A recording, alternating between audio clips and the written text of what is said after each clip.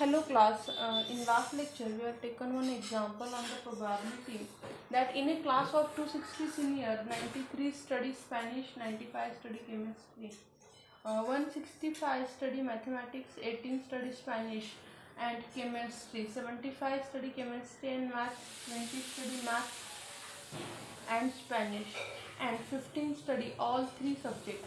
We want to make a Venn diagram to illustrate the data and then find the probability that a student select at random studies. उन्होंने दिया है हमें that just Spanish, then maths and chemistry but not Spanish. None of this subject and Spanish given that he or she studies maths. अभी हमें जो data दिया है उसके हिसाब से हमने क्या किया कि एक वेन डायग्राम बना ली है. ओके, अभी इस वेन डायग्राम से हम क्या करेंगे, एग्जांपल्स को सॉल्व करेंगे.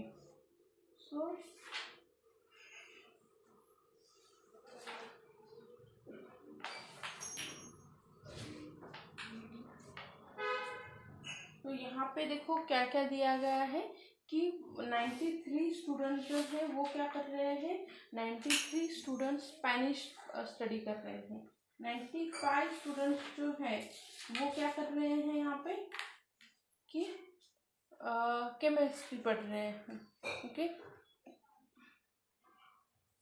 मैं आपको एक साइड बाय साइड बता देती हूँ.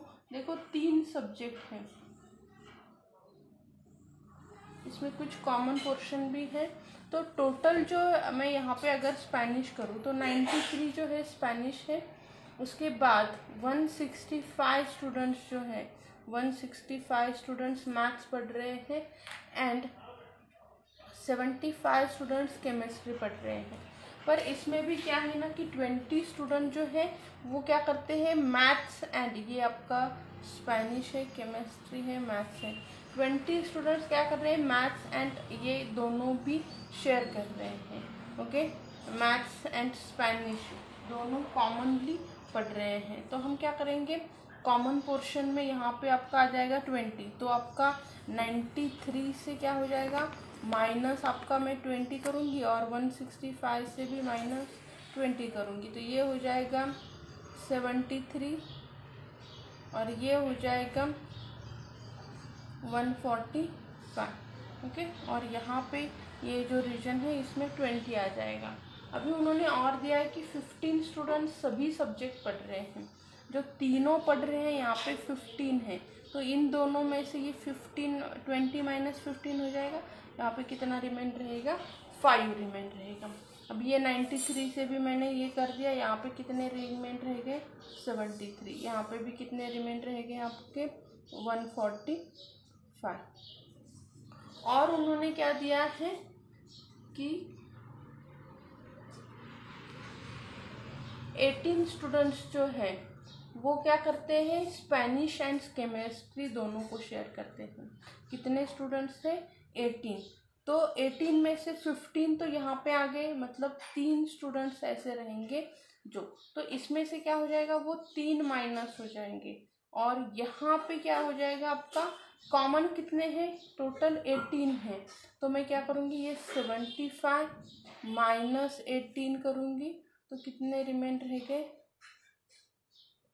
ये 57 स्टूडेंट्स हो गए. राइट, 57 स्टूडेंट्स ऐसे हैं जो क्या कर रहे हैं, स्पेनिश और ये इसमें से रिमेन रह गए.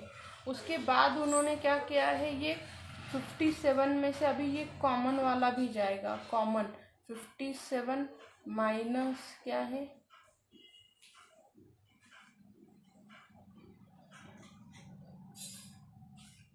ओके 75 स्टूडेंट्स है total study chemistry and maths.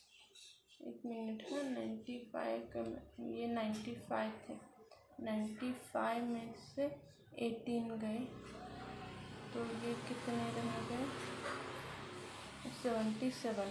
और फिर से 77 में से 75 स्टूडेंट्स ऐसे हैं जो केमिस्ट्री और ये. तो 75 मतलब यहाँ पे 60 रिमेन रहेंगे. ओके, और 77 माइनस 70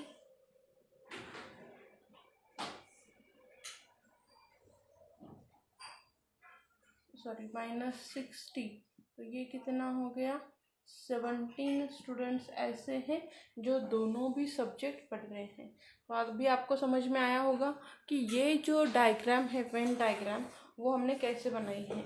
आपको ये थोड़ा लॉजिकली सोच के ही बनाना होगा, ओके। आपको उसे खुद बनाना होगा। There is no other way to make this Venn diagram.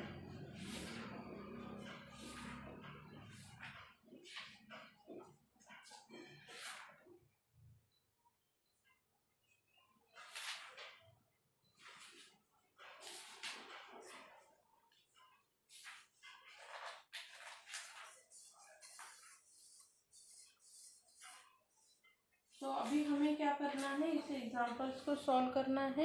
यहाँ पे हमने बना दी है। तो फर्स्ट आएगा जो जस्ट स्पेनिश पढ़ रहे हैं, पे हमने सभी निकाल लिया है। जस्ट स्पेनिश पढ़ने के लिए PS intersection M complement intersection C complement आएगा, ओके। M कॉम्प्लीमेंट मतलब जो मैथ्स नहीं पढ़ रहे, जो केमिस्ट्री नहीं पढ़ रहे। तो कितना हो जाएगा, ऐसे देखो हमने निकाला है यहाँ पे 70 डिवाइडेड बाय 260, टोटल 260 है। प्रोबेबिलिटी कितनी हो जाएगी, 269। उसके बाद उन्होंने हमें प्रोबेबिलिटी निकालने के लिए बोली है maths and chemistry, but not Spanish, okay. तो यहाँ पे probability of maths intersection chemistry not Spanish. देखो ऐसे कितने स्टूडेंट्स हैं यहाँ पे, देखो कि ये यहाँ पे ये chemistry sorry maths and chemistry पढ़ रहे हैं पर स्पेनिश बिल्कुल नहीं पढ़ रहे। ऐसे कितने स्टूडेंट्स हैं, वो 60 स्टूडेंट्स है। डिवाइडेड बाय 260, वो होगी प्रोबेबिलिटी 0.23। ये आप बाद में लिख लोगे। एंड देन थर्ड वन है none of this subject, none of this subject, okay. तो प्रोबेबिलिटी कितनी हो गई आपकी, probability is M intersection C intersection S is equals to 5/260 0.162, okay. And fourth one जो है Spanish,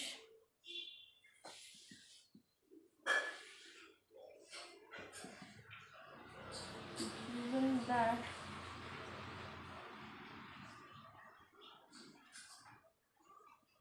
she studies math,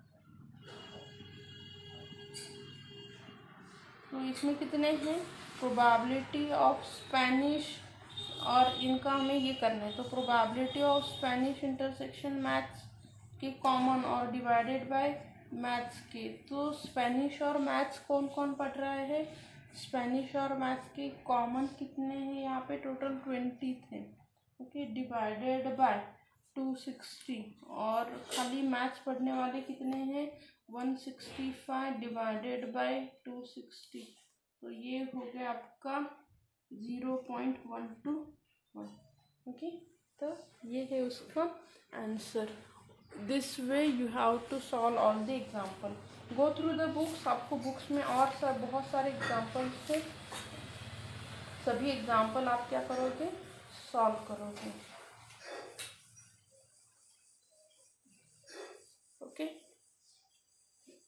now we will start with the next chapter, elementary sampling theory करके हैं नया चैप्टर। टू दिस पॉइंट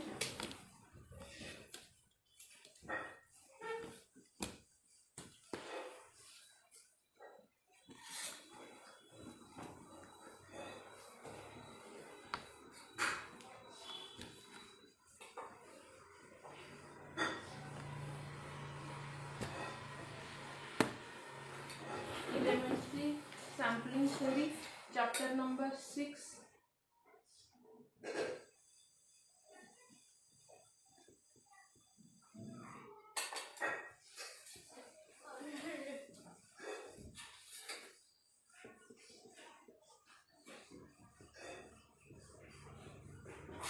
क्या है ये elementary sampling theory?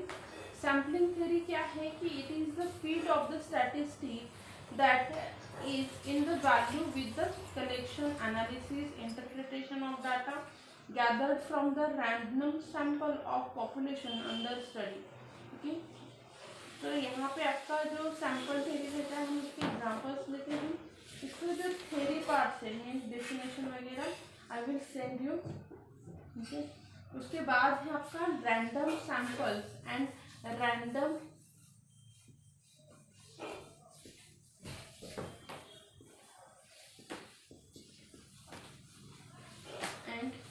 Random number. अभी random sample मतलब क्या है वो हम देखते हैं। रैंडम सैंपल्स मतलब क्या रहता है? It is a type of sampling in which individual units are selected at random. यहाँ पे जो क्या करेंगे सैंपल में कोई भी एक हम पिक कर लेंगे, मतलब 10 रेड बॉल है, रेड बॉल में से हमें एक क्या करना है रैंडमली सिलेक्ट करना है। और रैंडम नंबर मतलब क्या रहता है? The most popular and practical method to select the sample with the help of random number. मतलब मैं क्या करूँगी कि 2 उठा लूँगी, 5 उठा लूँगी, ऐसे जो रहते हैं ना वो क्या रहते हैं? रैंडम नंबर्स रहते हैं। ओके ना, उसके बाद जो है इसकी सभी की मैं थ्योरी का आपको क्या करूँगी PDF आपको सेंड कर दूँगी, आप वो क्या करोगे रेफर कर लोगे। जस्ट मैं एक्सप्लेन करती जाती हूँ। ओके, उसके बाद है आपको कि सैम्पलिंग विथ एंड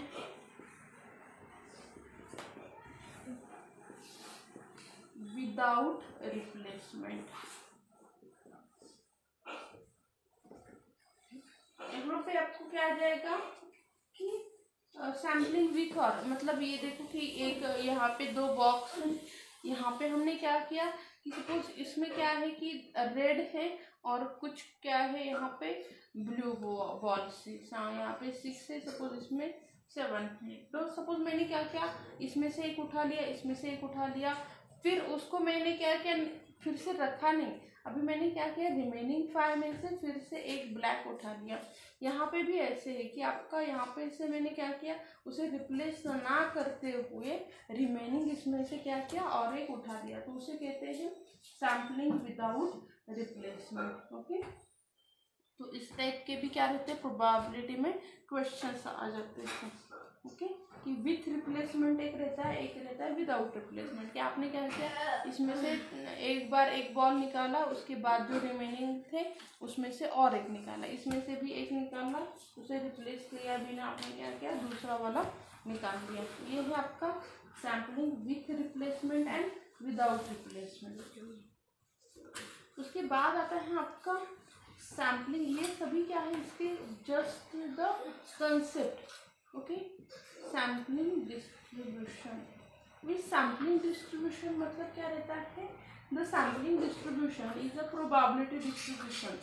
ओके, जो जिसका हम प्रोबेबिलिटी डिस्ट्रीब्यूशन निकालते हैं, this is nothing but the sampling distribution. अभी हम देखेंगे कि सैम्पलिंग डिस्ट्रीब्यूशन ऑफ मीन का सैम्पलिंग मीन कैसे निकालेंगे। दैट अगर आपके यहाँ पे पॉसिबल सैंपल्स जो है पॉसिबल सैंपल्स जो है वो साइज m के हैं। ओके, तो जब मैं विदाउट रिप्लेसमेंट निकालूंगी it is NP is greater than n रहेगा। ओके, और जो मीन रहता है mean is denoted by mu M, और उसे आप खाली म्यू से भी डिनोट कर सकते हैं।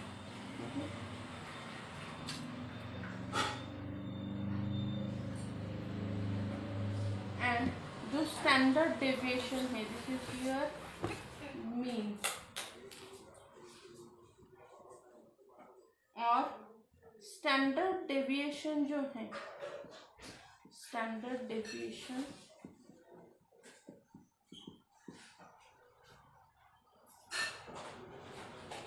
Sigma X bar is equals to sigma divided by under root of N into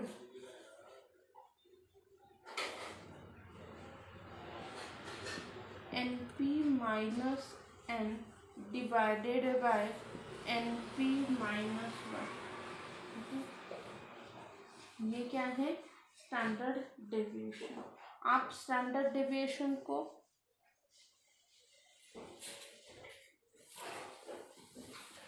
mu X bar मतलब क्या रहता है कि मीन जो है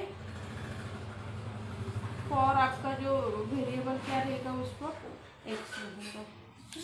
अभी इसके कुछ एग्जांपल्स लेते हैं जिससे हमें कॉन्सेप्ट समझ में आ जाएगी कि कैसे हमें म्यू एक्स निकालना है, कैसे म्यू निकालना है। Okay, so we will see some example based on this topic.